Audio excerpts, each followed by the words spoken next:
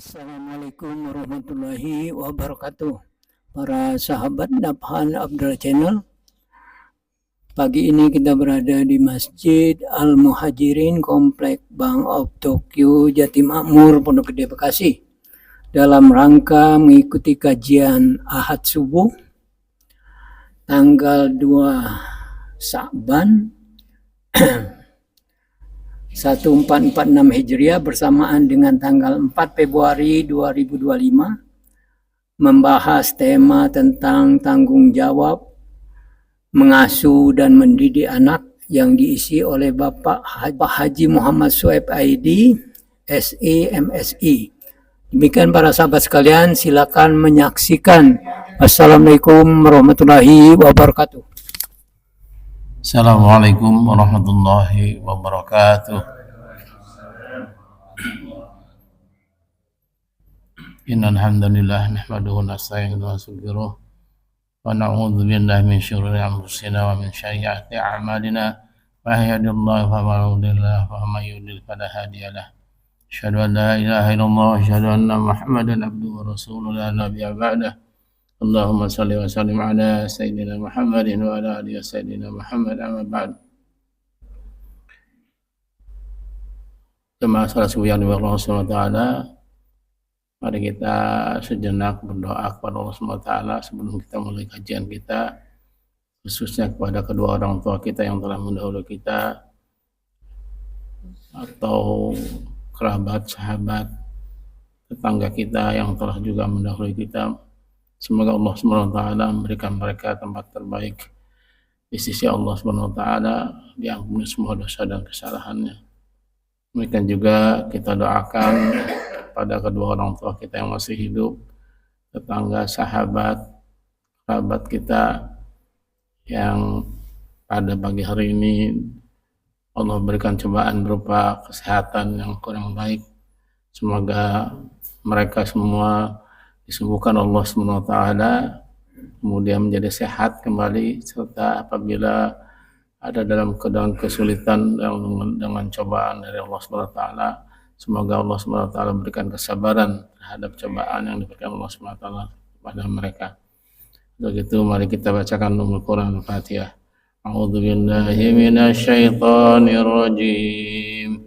Bismillahirrahmanirrahim. Alhamdulillahi Rabbil Alamin, Ar-Rahmanir Rahim, Maliki Yawmiddin, Iyyaka na'budu wa iyyaka nasta'in, Ihdinas siratal mustaqim, Siratal ladzina an'amta 'alaihim ghairil maghdubi 'alaihim waladdallin. Amin. Pagi ini kita bahas mengenai tanggung jawab memelihara, mengasuh dan mendidik anak di dalam Islam. Nah, dalam Islam itu anak merupakan anugerah dari Allah Subhanahu wa taala yang harus dijaga, dipelihara dan dididik. Anak juga merupakan generasi penerus umat ini. Berikut beberapa hal yang perlu diketahui tentang anak dalam Islam. Yang pertama, bahwa kita ketahui anak adalah amanah dari Allah Subhanahu wa taala. Allah Subhanahu wa taala menitipkan anak kepada orang tuanya, untuk itu harus dijaga dan dipelihara sebagai dampak daripada tanggung jawab kita yang mendapatkan amanah dari Allah Subhanahu wa taala terhadap anak yang dititipkan. Oleh karena itu, anak harus dijaga dan dipelihara dengan baik agar dapat tumbuh dan berkembang baik secara jasmani maupun secara rohani, sehingga dapat melaksanakan kewajiban sebagai hambanya, yaitu beribadah hanya kepada Allah Subhanahu wa taala, sebagaimana Allah Subhanahu wa taala perintahkan di dalam surat Az-Zariyat, ya, surat ke-51 ayat 56, "Wa ma khalaqtul jinna wal insa illa liya'budun." Aku tidak menciptakan jin dan manusia melainkan agar mereka beribadah kepadaku. Maka kewajiban kita setelah menerima amanah dari Allah Subhanahu wa taala berupa anak itu tadi, kita harus mengarahkan anak-anak kita menjadi anak-anak yang senantiasa beribadah kepada Allah Subhanahu wa taala. Ibnu Qayyim al-Jauziyah menegaskan kelak Allah Subhanahu wa taala akan meminta pertanggungjawaban orang tua tentang amanah yang diberikan itu. Apakah amanah tersebut ditunaikan dengan baik atau tidak. Yang kedua, anak merupakan anugerah dan nikmat yang berasal dari Allah Subhanahu wa taala. Kehadiran anak tentunya dapat memberikan kebahagiaan bagi orang tuanya. Sebagaimana Allah Subhanahu wa taala sampaikan dalam surat Asy-Syura surat 42 ayat 49 sampai 50. Surat Asy-Syura surat ke-42 ayatnya ayat 49 sampai 50. Billahi mulku samawati wal ardh yakhluqu ma yasha yahabu liman yasha'u inna sya' wa yahabu liman yasha'u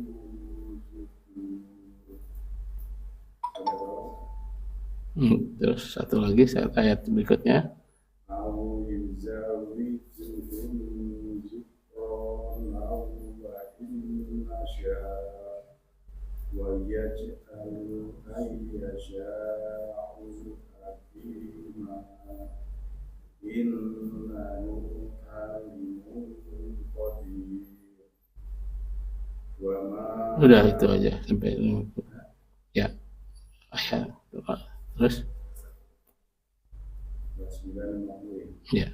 Milik Allah lah kerajaan langit dan bumi. Dia menciptakan apa yang Dia kehendaki, memberikan anak perempuan kepada siapa yang Dia kehendaki, dan memberikan anak laki-laki kepada siapa yang Dia kehendaki. Atau Dia menganugerahkan jenis laki-laki dan perempuan dan menjadikan mandul siapa yang Dia kehendaki. Dia Maha Mengetahui, Maha Kuasa. Nah, ini ayat ini jadi patokan kita bahwa yang memberikan anak itu adalah Allah Subhanahu wa taala. Baik itu anak perempuan maupun anak laki-laki. Memang ada teori di dalam teori kedokteran, khususnya mereka yang mendalami spesialis kandungan, itu bisa memberikan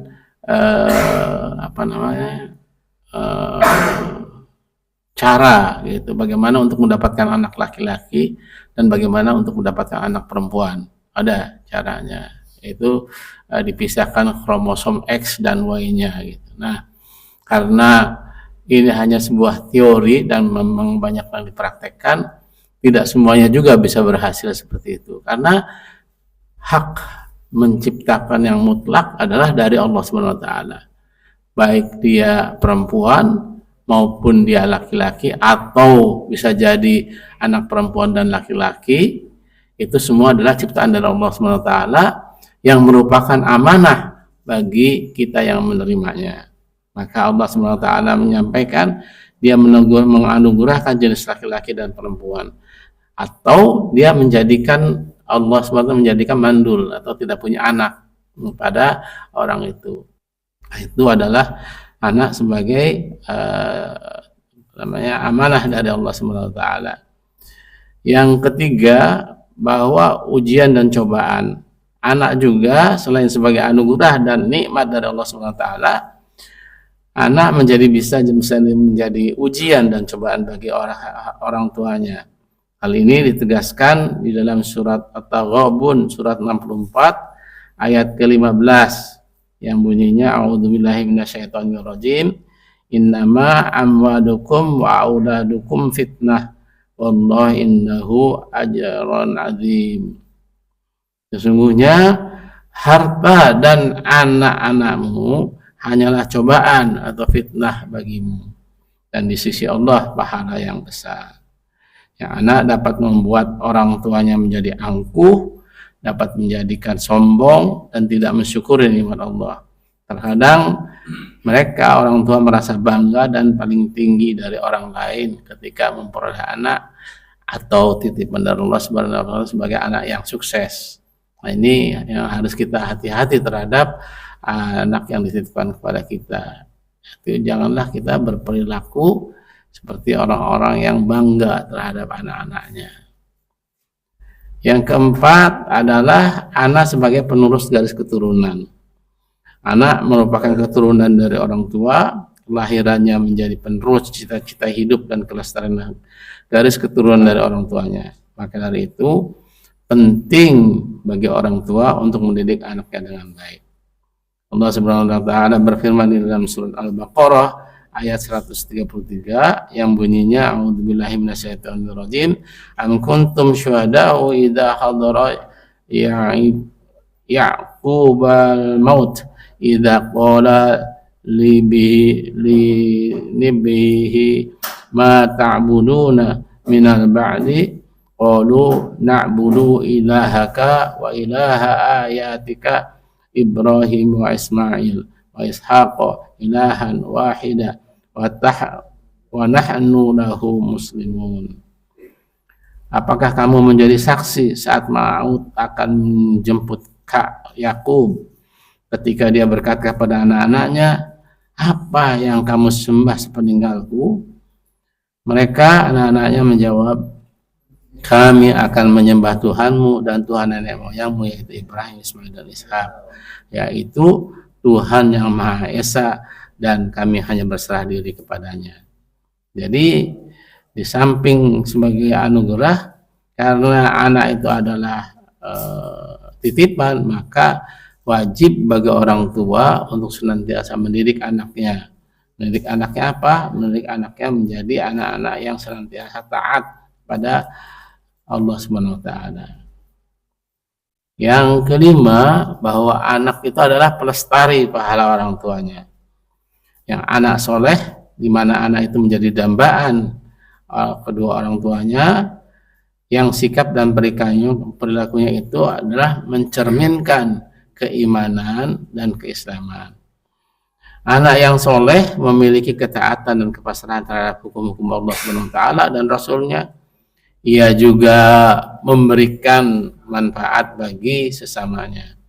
Kesolehan itulah yang akan menjamin terkabulnya doa untuk kedua orang tuanya.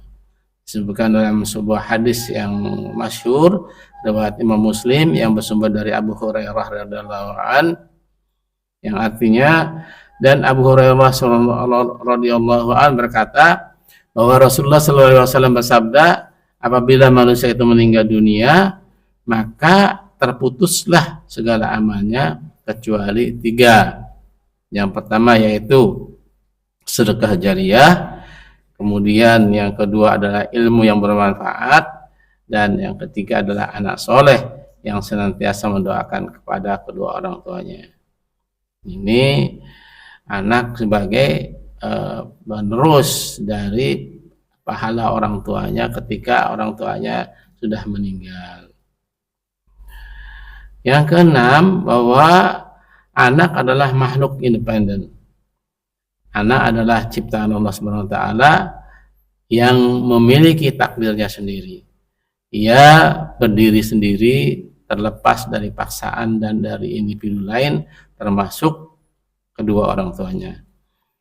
Nah, setiap manusia yang lahir di dunia ini akan mempertanggungjawabkan seluruh perbuatannya sendiri, sebagaimana ditegaskan oleh Allah Subhanahu wa taala dalam Quran surat An-Najm surat ke-53 ayat 39 sampai 41 yang bunyinya wa an laisa lil insani illa hasa'a wa an sa'ihu saufa yura thumma yajrahul jazaa aufa, dan bahwa manusia hanya memperoleh dari apa yang telah diusahakannya, dan sungguhnya usaha itu kelak akan diperlihatkan kepadanya.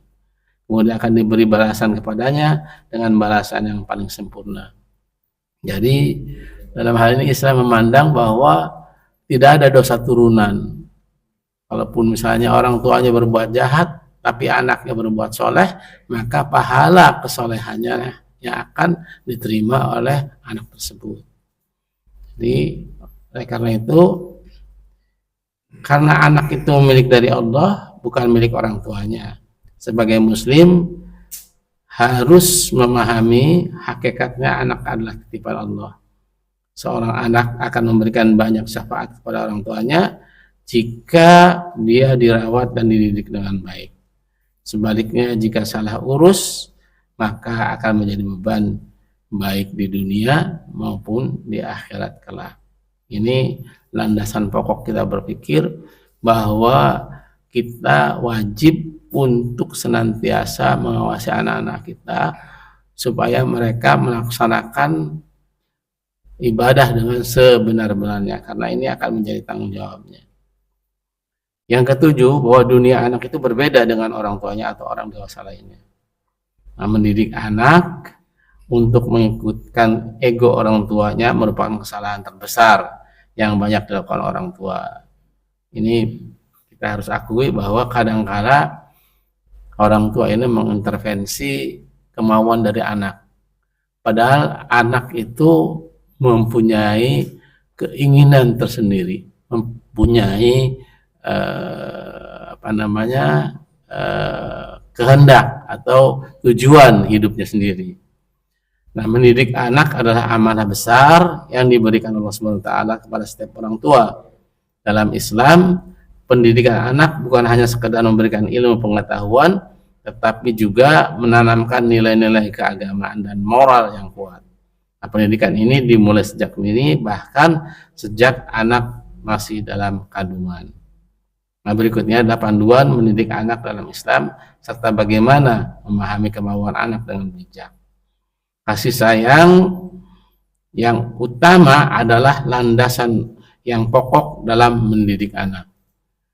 Rasulullah SAW selalu menunjukkan kasih sayang kepada anak-anak, baik kepada anaknya sendiri maupun kepada anak-anak sahabatnya.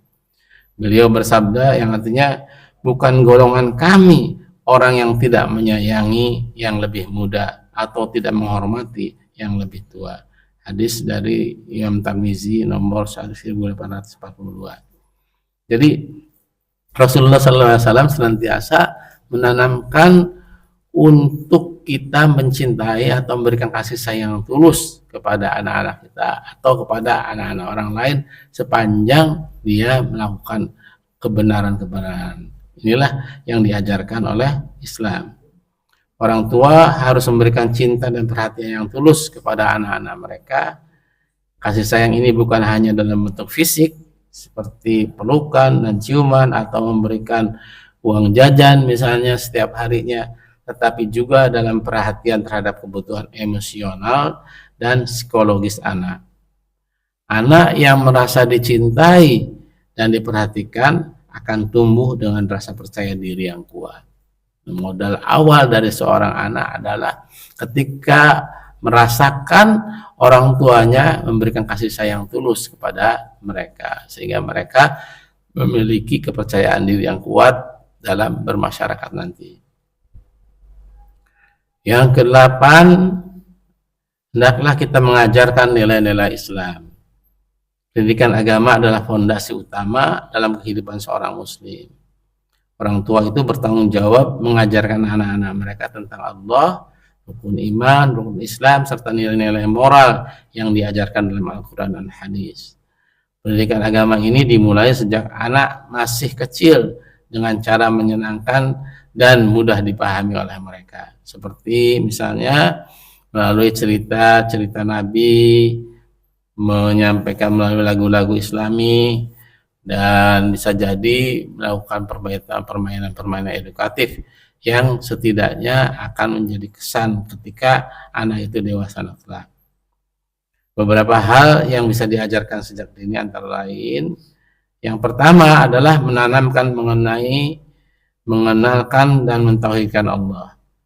Sebagaimana Luqman Hakim, seorang ahli hikmah, yang dia menyampaikan, yang diabadikan dalam Al-Quran, disampaikan, wa idh qala Luqmanu li abihi wa huwa ya'iduhu ya bunayya la tusyrik billah inna syirka la dzulmun adzim.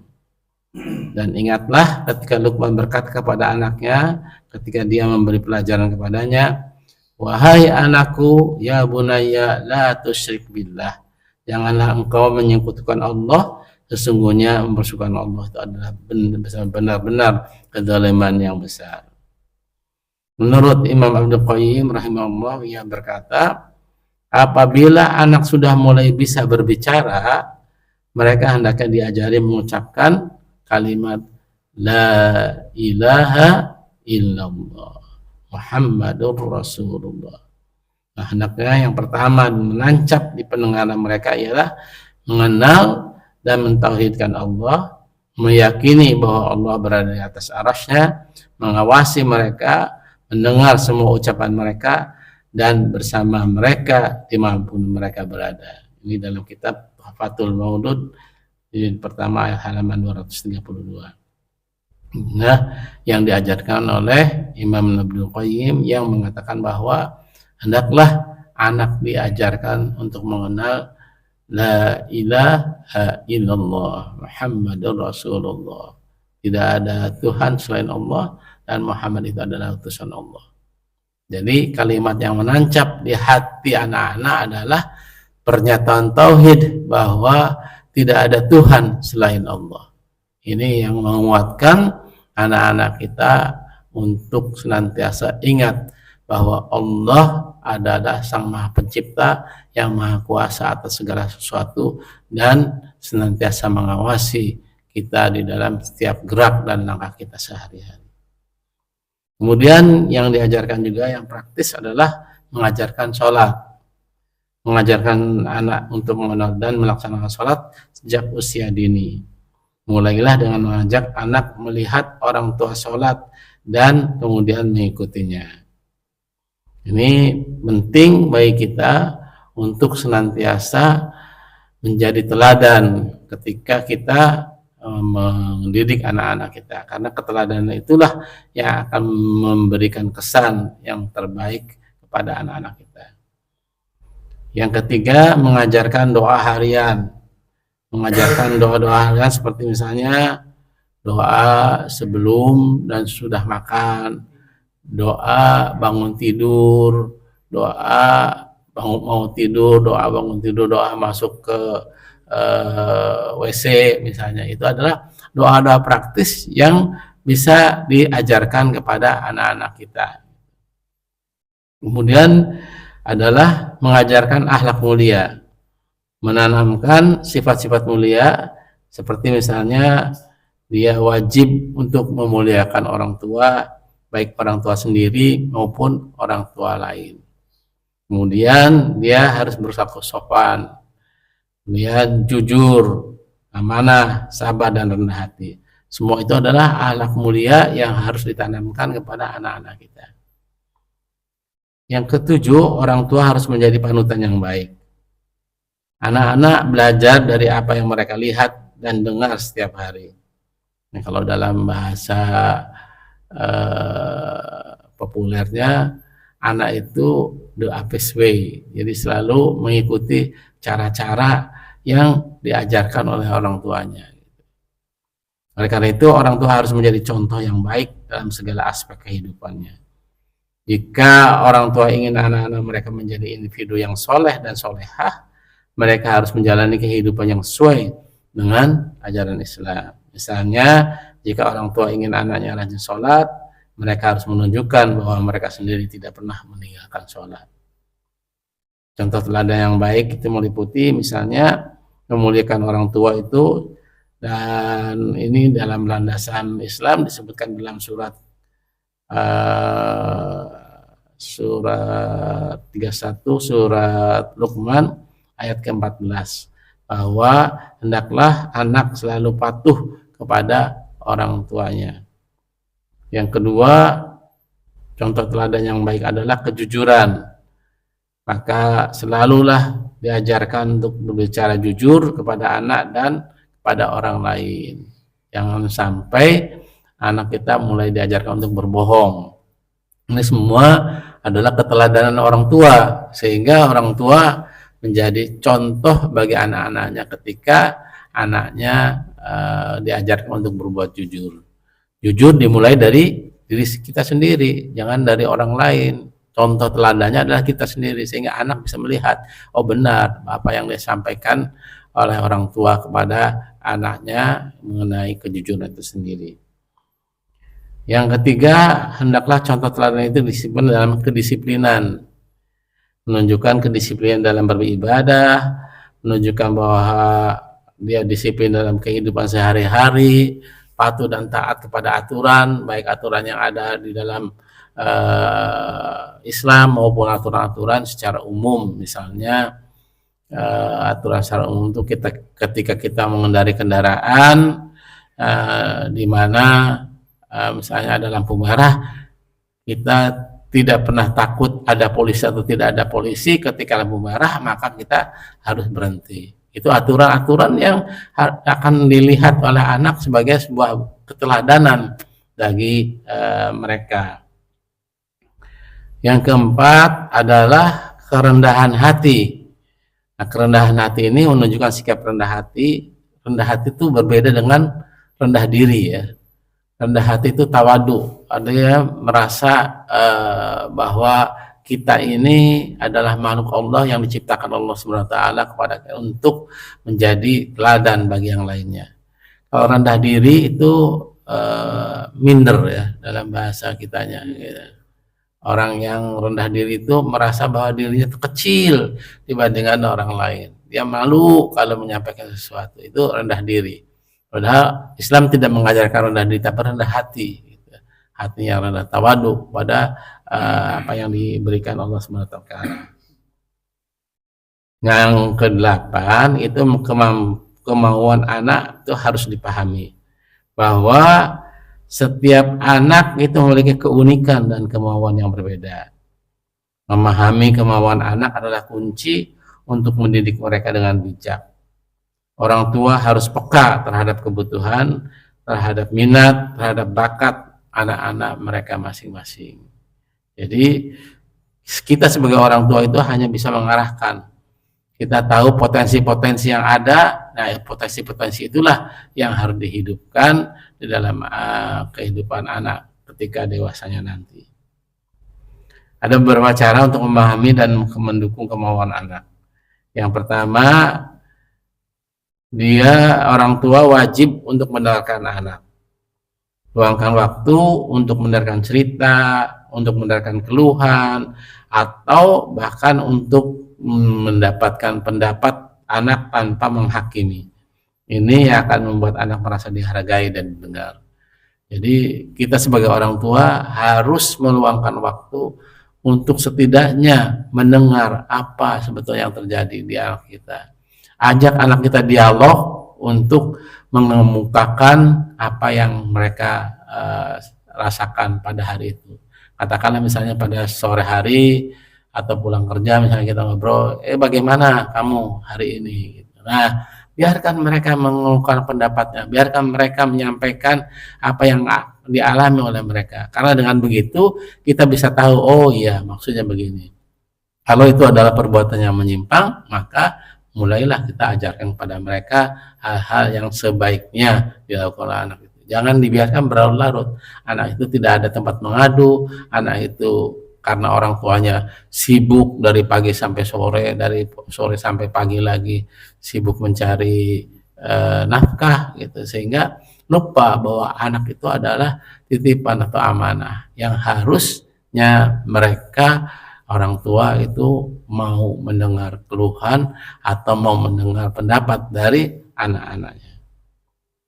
Yang kedua adalah memahami bahwa anak itu memberikan ruang untuk berkembang. Biarkan anak-anak mengeksplorasi minat dan bakat mereka. Jika mereka tertarik pada seni, pada olahraga atau pada sains misalnya, dukung mereka dengan memberikan fasilitas dan bimbingan yang diperlukan kalau kita mampu untuk memberikannya. Tapi seharusnya sebagai orang tua wajib dengan keterbatasan kita misalnya pun kita memberikan dukungan kepada anak-anak kita. Yang ketiga, hendaknya kita bersabar dan tidak mudah marah. Tunjukkan kesabaran ketika anak membuat kesalahan. Gunakan kesempatan ini untuk mengajari mereka dengan cara yang positif. Misalnya jika anak membuat kesalahan, jelaskan pada mereka mengapa itu salah dan bagaimana cara memperbaikinya. Ini menjadikan anak itu berkesan bahwa orang tuanya itu memang bijak dalam memberikan keteladanan terhadap anak-anaknya, sehingga tidak ada pernah keluar dari mulutnya ucapan bahkan doa yang akan menyebabkan anak itu merasa tertanggung. Contoh misalnya ketika marah, orang tua banyak yang mengatakan dasar anak setan misalnya. Nah, kalau itu anak setan berarti orang tuanya siapa? Bapaknya setan, ibunya setan gitu ya. Jadi hati-hati gitu. Saya pernah mendengar atau membaca ketika Abdurrahman As-Sudais kecil, dia mengawur-awur tepung, ibunya lagi ini tepung, membuat tepung, diawur-awur gitu, marah ibunya kan, tapi marahnya marah yang baik, keluar sana kamu, semoga kamu menjadi imam di Masjid Haramain, katanya gitu. Alhamdulillah terjadilah. Ternyata beliau Abdurrahman As-Sudais itu menjadi imam, ketua imamnya Masjidil Haram dan Masjidil Nabawi. Gitu. Itu doa yang benar gitu. Jangan sampai dasar gitu. Ya itu kemarahan yang tidak pada tempatnya, gitu. Bahaya gitu. Ketika anak itu merasa bahwa dia anak setan, itu wah berarti saya anaknya setan nih. Jangan sampai seperti itu nggak boleh ya. Kita harus menanamkan kepada anak-anak itu perasaan di mana dia merasa dihargai. Kalaupun salah, tunjukkan kesalahannya di mana. Kemudian perbaiki. Bagaimana cara memperbaikinya? Perbaiki sesuai dengan kemampuan kita masing-masing. Yang kesembilan adalah menggunakan metode disiplin yang bijak. Disiplin adalah bagian penting dalam mendidik anak, namun harus diterapkan dengan bijak dan penuh kasih sayang. Islam mengajarkan untuk tidak menggunakan kekerasan dalam mendidik anak. Metode disiplin yang efektif adalah yang pertama, konsistensi. Konsistensi itu istiqomah, keistiqomahan atau terus-menerus ya untuk menetapkan sesuatu itu konsisten. Terapkan aturan yang konsisten sehingga anak memahami batasan yang jelas.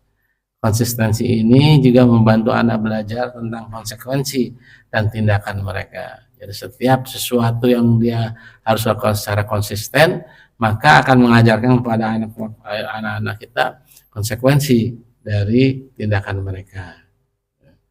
Kemudian metode disiplin yang lain adalah memberikan pujian dan penghargaan. Maka berikan pujian dan penghargaan kepada anak anak yang senantiasa melakukan hal-hal yang baik. Ini akan memotivasi mereka untuk terus-menerus dia berbuat baik. Misalnya puji anak ketika mereka menyelesaikan tugas dengan baik atau menunjukkan sikap yang baik. Itu penghargaan akan menimbulkan motivasi bagi anak kita untuk senantiasa berbuat seperti apa yang dia lakukan itu tadi. Jadi kita memberikan pujian, menghargai terhadap perilaku atau prestasi yang dilakukan oleh anak kita, baik hari berhari maupun pada hari-hari selanjutnya nanti. Jadi lakukanlah semuanya dalam rangka apa? Dalam rangka menilai, menghargai apa yang dilakukan oleh anak-anak itu tadi. Yang selanjutnya adalah memberikan penjelasan yang jelas. Jelaskan alasan dibalik setiap aturan dan konsekuensi yang diberikan. Anak-anak akan lebih mudah menerima dan memahami jika mereka tahu alasannya. Misalnya, jelaskan mengapa penting untuk tidur tepat waktu atau mengapa harus berbagi dengan saudara yang lain. Nah, ini bisa mendidik anak untuk tidak bersikap egois. Ketika dia tahu bahwa kenapa kok orang tuanya memberikan arahan seperti itu. Nah, seperti apakah sikap anak terhadap orang tuanya itu tadi akan dimunculkan ketika anak itu mengerti apa yang disampaikan oleh orang tuanya tadi. Nah, yang selanjutnya adalah ini yang penting, mendoakan anak. Doa adalah senjata terkuat bagi seorang muslim. Selalu doakan kebaikan dan keberhasilan anak-anak kita. Doa orang tua itu memiliki kekuatan yang luar biasa dalam menjaga dan membimbing anak-anak kita ke jalan yang benar. Beberapa doa yang bisa diamalkan antara lain, misalnya doa meminta kebaikan. Ya Allah, berikanlah anak-anakku kebaikan di dunia dan di akhirat. Ini memunculkan hubungan yang erat antara kita dengan Allah Subhanahu wa taala ketika kita berdoa, memohonkan kepada Allah untuk memberikan anak-anak kita kebaikan di dunia maupun di akhirat kelak. Yang kedua, misalnya kita mendoakan mereka untuk mendapatkan perlindungan. Ya Allah, lindungilah anak-anakku dari segala keburukan dan bencana. Yang ketiga, misalnya doa meminta ilmu yang bermanfaat. Contohnya adalah, ya Allah, berikanlah anak-anakku ilmu yang bermanfaat dan jadikan mereka orang yang beramal soleh. Ada doa yang pendek yang bisa kita amalkan, yaitu doa doa yang memohon kepada Allah ilman nafi'an, ilmu yang bermanfaat, wa rizqan thayyiban, rezeki yang thayyib, yang baik, halan thayyiban, wa amalan mutaqabbalan, amal-amal soleh yang senantiasa terus menerus gitu. Ini doa yang kita bisa sampaikan, doa kita yang kita mintakan kepada Allah Subhanahu wa taala. Nah, semoga semua ini menjadikan kita termotivasi untuk senantiasa mendidik, memelihara, dan menjadikan anak kita sebagai amanah dari Allah Subhanahu wa taala, sebagai bentuk dari tanggung jawab kita sebagai orang-orang Islam. Semoga hal ini menjadikan kita bisa menghasilkan anak-anak yang senantiasa taat kepada Allah Subhanahu wa taala dan kepada orang tuanya yang telah mendidik dan melahirkan kita. Ada doa yang senantiasa disampaikan, yaitu Rabbana hablana min azwajina wa dzurriyyatina qurrata a'yun waj'alna lil muttaqina imama. Qurrata a'yun itu menjadi penyejuk hati kita gitu. Hablana, berikanlah kepada anak kita, pada anak-anak yang qurrata a'yun, yang senantiasa menjadi penyejuk hati. Ini menjadikan kita, atau ajarkan anak-anak kita untuk senantiasa berdoa, Rabbana ighfir lana wa li ikhwanina, Rabbana ighfir li wa li walidayya warhamhuma kama rabbayani shaghira. Jadi biarkan anak-anak itu mendoakan kita sebagai apa? Sebagai bentuk penghargaan atau sebagai bentuk penerimaan mereka ketika mereka dididik dari kecil. Jadi itu Allah Subhanahu wa taala semua mengajarkan dalam Al-Qur'an. Kita tinggal baca Al-Qur'an ini supaya Al-Qur'an ini menjadi petunjuk atau pedoman bagi kita sebagai umat Islam. Baik, itu saja mungkin doa kajian kita pagi hari ini. Mudah-mudahan bermanfaat. Mari kita tutup dengan doa kepada majelis. Subhanaka Allahumma wa bihamdika asyhadu an la ilaha illa anta astaghfiruka wa atubu ilaik.